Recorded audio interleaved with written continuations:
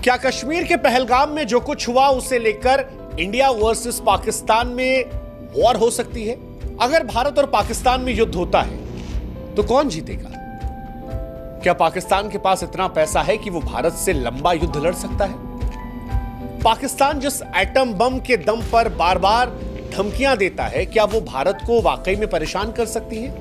दुनिया में कौन किधर खड़ा होगा? यह सवाल बड़ा महत्वपूर्ण है। क्या वॉर होगी?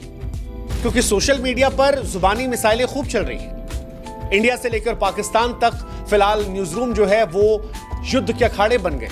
माहौल बिल्कुल बना है कि इंडिया पाकिस्तान में वॉर होने वाली है, कभी भी हो सकती है। दोनों देश के नेता जो है एक दूसरे के खिलाफ खुलकर बोल रहे हैं। लेकिन सवाल यह है कि क्या वाकई में कश्मीर को लेकर यह वॉर हो सकती है? जिस तरह से भारत ने पहलगाम पर आतंकवादी हमला हुआ उसके बाद झेलम को लेकर एक बड़ा फैसला किया, ऐसा लग रहा है कि पाकिस्तान उसे झेल नहीं पा रहा। पाकिस्तान से बहुत शोर आ रहा है। पाकिस्तान खुलकर भारत को धमकियां दे रहा है कि अगर पानी रोका तो ये वॉर की तरफ पहला कदम होगा। पाकिस्तान धमकी दे रहा है कि हम पानी रोकने पर हिंदुस्तान की जबान खींच लेंगे, सांसें बंद कर देंगे, कश्मीर के दरियाओं में खून बहा देंगे।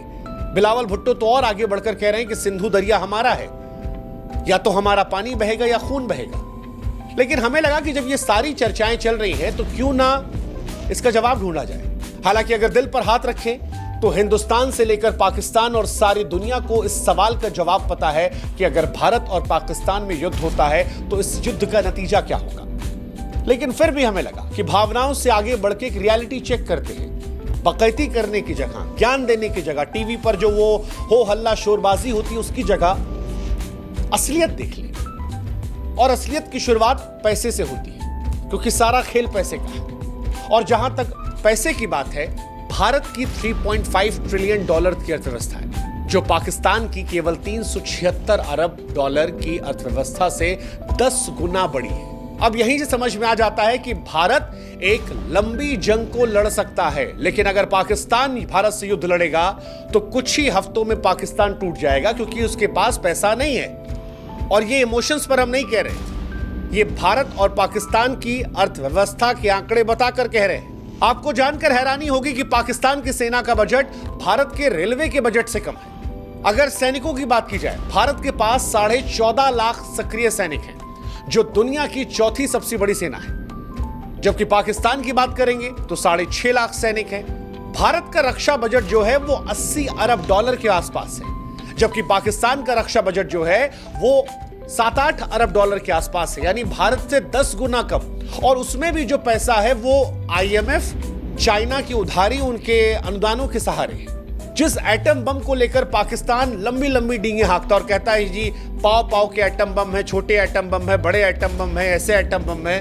देखो, परमाणु युद्ध को लेकर आपको ये बात माननी पड़ेगी कि दुनिया में कभी भी ये हमला होगा तो वो बर्बादी करेगा। लेकिन पाकिस्तान अगर इस बात को लेकर खुश हो रहा है कि परमाणु स्थिति उसे ताकतवर बनाएगी, तो उसे समझना पड़ेगा कि भारत की गहरी रणनीति, भारत के ज्यादा संसाधन, बेहतर पुनर्जन्म की क्षमता रखते हैं। पाकिस्तान के साथ ये नहीं है। पाकिस्तान के पास सिर्फ एक दोस्त है जो उसका अपना वहम है। भारत की कूटनीति है दुनिया से बेहतर है, और पाकिस्तान के पास दोस्त के नाम पर सिर्फ एक है, उसका वहम। इसलिए कई बार लगता है कि पाकिस्तान जिस तरह से भारत को धमकियां दे रहा है वो हंसी का पात्र है, क्योंकि हकीकत पाकिस्तान की यही है कि उनके मुल्क में रोटी, बिजली, पानी का काल है। वो भारत से जंग की बातें करते हैं, लेकिन अपने देश को संभालने की स्थिति में नहीं है। भारत से ख्वाबों में जंग जीत सकते हैं, हकीकत कहानी अलग है।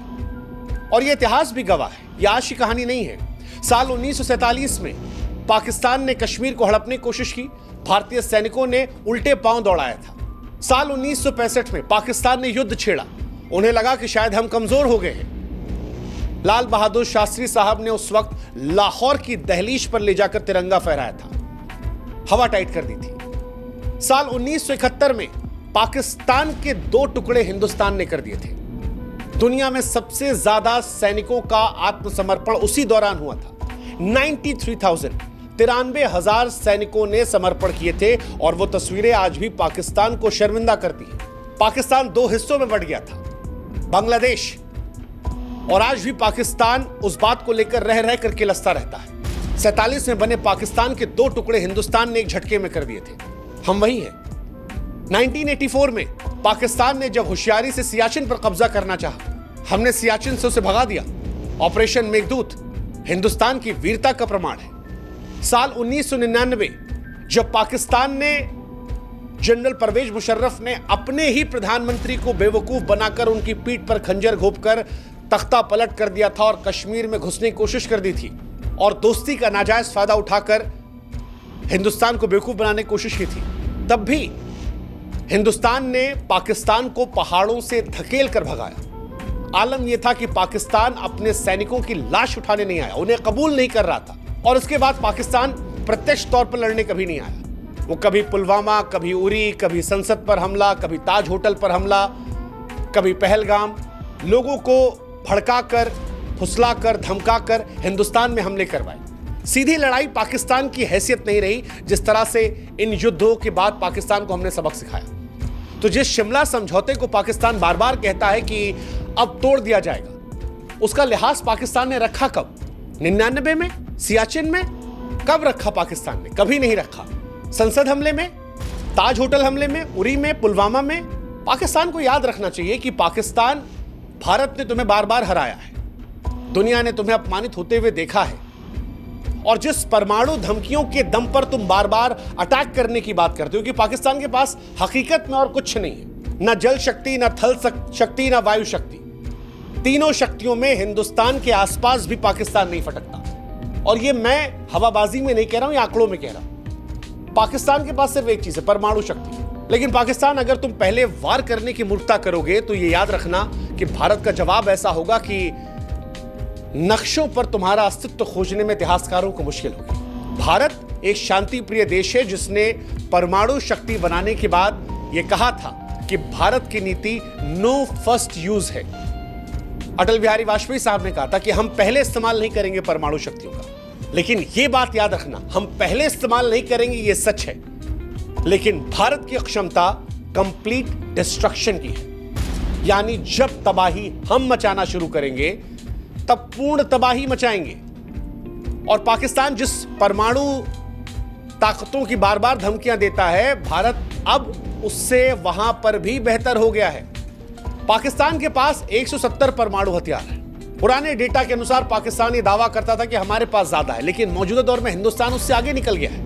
कई ऐसी गुप्त रिपोर्टें हैं इंटरनेशनल जो दावा करती हैं कि भारत के पास 180 प्लस हथियार हैं। और हथियारों के आगे भारत के पास वो मिसाइलें हैं जिनकी क्षमता पाकिस्तान की मिसाइलों से कहीं ज्यादा है। जैसे भारत की अग्नि 5 मिसाइल 5,500 किलोमीटर रेंज की है, जबकि उनकी शाहीन 3 2750 है।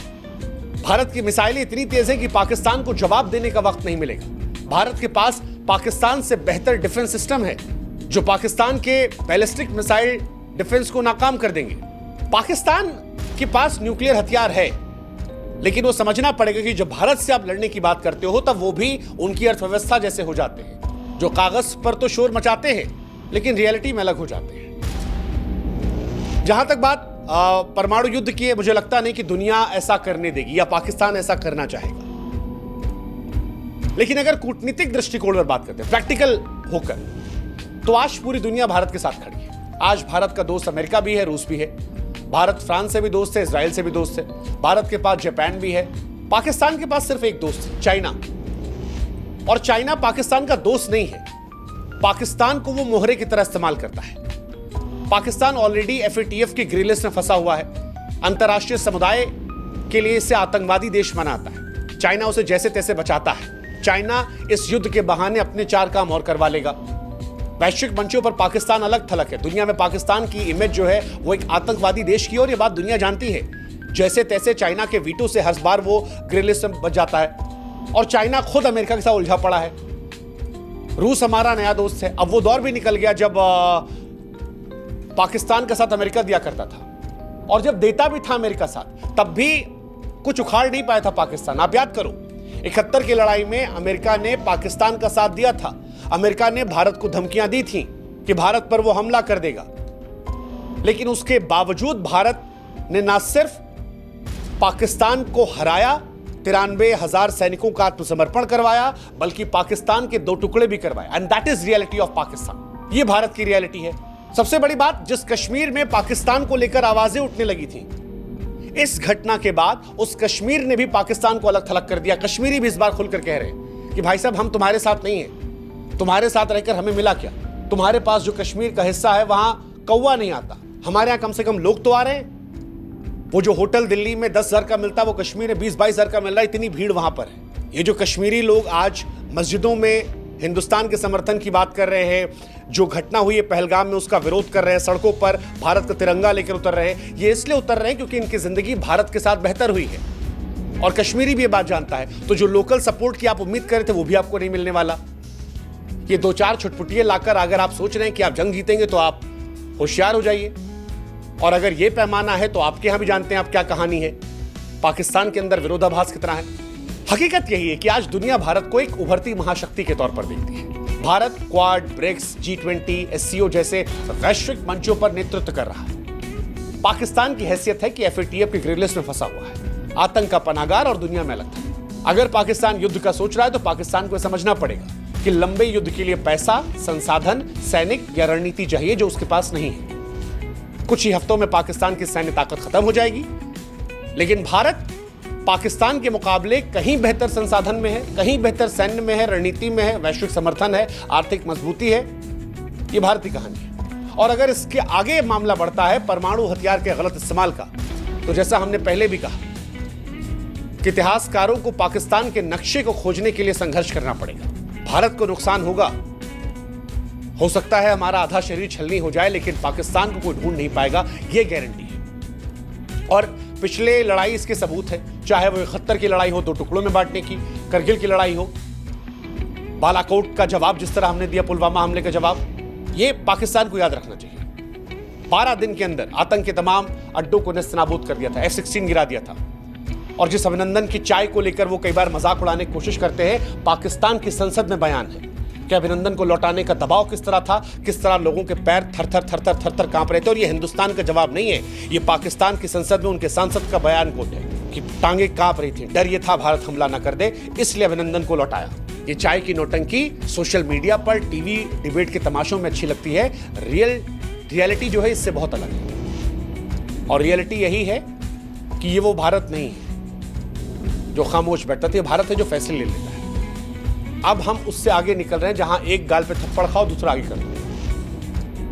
अब यह है, अगर गाल पे थप्पड़ मारोगे तो ऐसा मारेंगे कि लौट के गिरोगे। जवाब देते भी हैं, हिसाब भी करते हैं। और इसीलिए इस रियलिटी को पाकिस्तान को भी एक्सेप्ट करना होगा कि जिस देश के गोदाम खाली हो, हवाई जहाज जर्जर हो, अर्थव्यवस्था दिवालिया हो चुकी हो, वो भारत जैसी सैन्य महाशक्ति को चुनौती नहीं दे सकता। इतिहास के पन्ने जब पलटे जाते हैं तो कुछ मुल्क अपनी वीरता से अमर होते हैं और कुछ कायरता से मिट जाते हैं। पाकिस्तान आज उसी दूसरी श्रेणी में खड़ा है जिसने पराजय, पतन और प्रवंचना का प्रतीक है। हिंदुस्तान शांति चाहता है, पर शांति समाधान के साथ, सम्मान के साथ। भारत धैर्यवान है लेकिन भारत कायर नहीं है। भारत सहनशील है लेकिन भारत अपने आत्मसम्मान से समझौता नहीं करता। और अगर गलती से भी पाकिस्तान ने ऐसी कोई हिमाकत करने की कोशिश की तो यकीन मानिए इस बार बांग्लादेश नहीं बनेगा, इस बार सियालकोट नहीं बचेगा, इस्लामाबाद का नाम भी जो है वो इतिहास में पहुंच जाएगा। तो ये बात उनको समझनी चाहिए, क्योंकि अगर इस बार ऐसा कोई युद्ध होता है जिस तरह से पाकिस्तान हमें प्रवोक करता है या हमारे लोगों को मारता है या अपने दहशतगर्दों को हिंदुस्तान में भेजता है, और या इन सब के बाद भी वो हिंदुस्तान को आंख दिखाने की कोशिश करता है और ये कहता है जी पाव पाव भर के एटम बम है, तो जी पाव पाव के एटम बम वाले अगर युद्ध में आप जाएंगे तो फिर इतिहास आपको ऐसे याद करेगा कि देयर वॉज अ पाकिस्तान, 1947 में बना था, 21वीं सदी में अंत हो गया। आशा करते हैं कि इंसानियत उस दौर में ना जाए, हकीकत वास्तविकता को हम सब समझे। बार बार हम कह रहे हैं कि युद्ध हमें नहीं चाहिए,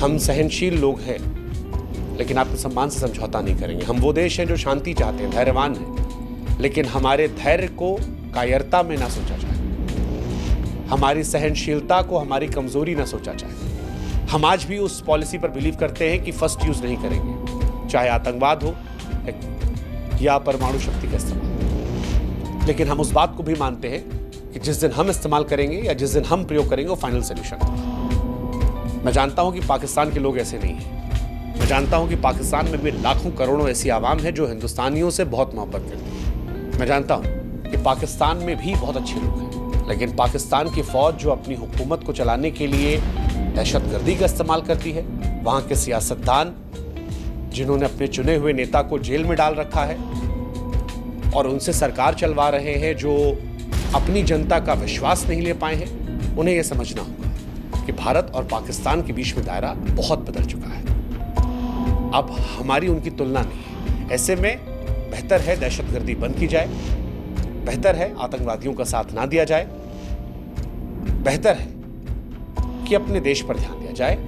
नहीं तो देयर वॉज अ पाकिस्तान जो 1947 में बना और 21वीं सदी में खत्म हो गया। आशा करते हैं ऐसी नौबत ना आए, क्योंकि वहां भी इंसान है जो हमारे जैसे ही हैं, जिन्हें हमसे भी मोहब्बत है और हमें भी उनसे लगाव है, और इंसानियत कहीं भी हमें लगाव रहेगी। लेकिन धैर्य को कमजोरी न समझा जाए। जो पहलगाम में हुआ वो हमारे सब्र का इम्तिहान था, और अब धैर्य जवाब दे रहा है। जय हिंद, जय भारत, नमस्कार।